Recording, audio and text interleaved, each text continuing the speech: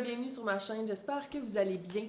Donc aujourd'hui, on se retrouve, parce que vous avez probablement lu le titre de ma vidéo, je voulais vous donner des trucs sur comment simuler l'orgasme, comment feindre l'orgasme. Donc, on va y aller avec un truc bien simple au début.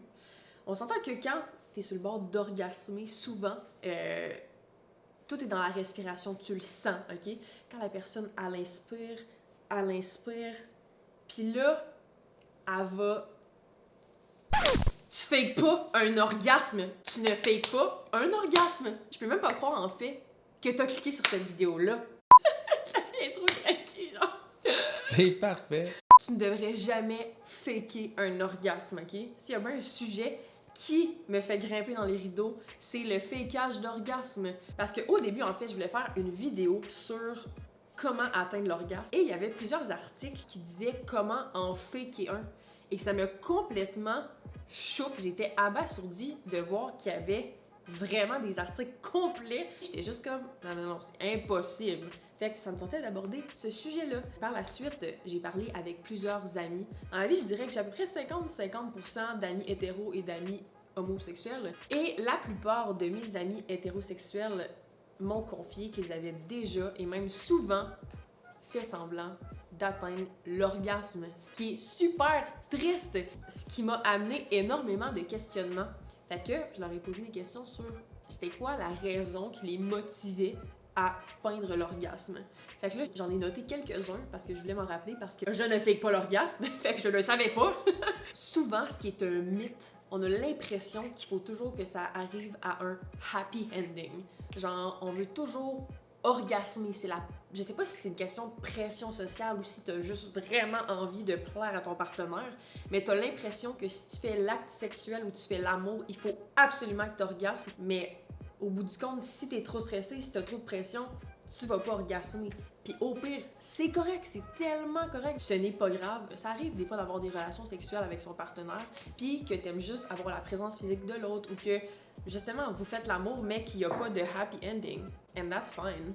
Un autre point, c'est que ce que mes amis m'ont dit en fait, c'est qu'ils étaient trop fatigués. Fait qu'ils voulaient juste comme get it over with. Ils voulaient juste comme que ça finisse. Fait qu'ils ont fait l'amour, ils ont faké l'orgasme, ils sont allés se coucher après. Juste ça, ça m'attriste tellement. Je suis comme à quel point t'as tellement pas besoin de tout ça. Tu peux juste faire l'amour avec ton partenaire, puis tu peux l'exprimer à ton partenaire que t'es fatigué, puis t'es pas dans le mood pour comme avoir un orgasme à the end. En fait, tu devrais jamais te forcer à faire l'amour ou à faire quelconque acte sexuel si t'es pas in the mood. Ça s'exprime ça à son partenaire de dire hey, écoute, je suis fatiguée à soir, on peut le faire comme demain, plus tard, whatever. Mais communication, ok? Oubliez pas ça.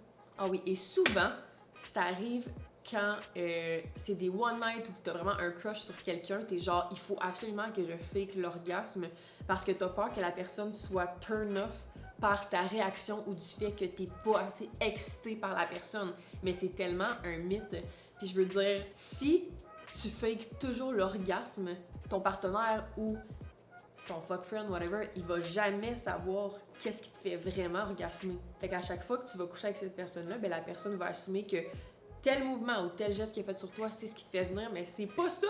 Il y avait un autre point aussi qui est vraiment drôle. Tu sais, quand on est sous, tout est tellement plus over-dramatic, je sais pas pour vous autres, mais c'est plus dur d'orgasmer. Fait que quand t'es plus sous, tu fais le full plus extravagant, fait que t'as envie de comme recréer l'orgasme même si clairement t'es pas en état, t'es pas là, genre ça va pas marcher. Fait que ça aussi, c'est une autre raison. Malheureusement, at the end of the day, c'est important que ton ou ta partenaire ait du plaisir et que toi t'aies du plaisir aussi. Parce que c'est bien fun si ton partenaire orgasme mais toi, t'as pas le droit au plaisir. Fait que c'est le fun d'en parler, d'en communiquer. Il faut vraiment pas avoir honte de ça. C'est ça qui m'a étonnée parce que j'ai tellement beaucoup d'amis qui sont super confident, qui ont confiance en elles, mais que quand ils arrivent au lit, ils sont comme un peu intimidés puis ils osent comme pas en parler, mais girl, talk about it. Just talk about it. Écoutez, j'ai juste vraiment eu une bulle dans le cerveau puis il fallait que j'en parle, il fallait que je fasse passer un message que arrêtez de faker un orgasme, communiquez avec votre partenaire, ayez du plaisir. Puis si vous n'êtes pas dans le mood pour orgasmer, ben c'est correct aussi. On aime ça, du petit sexe bien relax, hein? On n'a pas tout le temps besoin que ce soit full extrême tout le temps, hein? Sur ce, Si vous avez apprécié la vidéo, ben laissez-moi un beau petit commentaire, laissez-moi un thumbs up, abonnez-vous aussi à ma chaîne, ça me ferait vraiment plaisir, j'aime toujours ça, voir vos petites faces, s'abonner à ma chaîne. Fait que, ben on se retrouve la semaine prochaine pour du nouveau contenu. Prenez soin de vous autres la gang, ciao!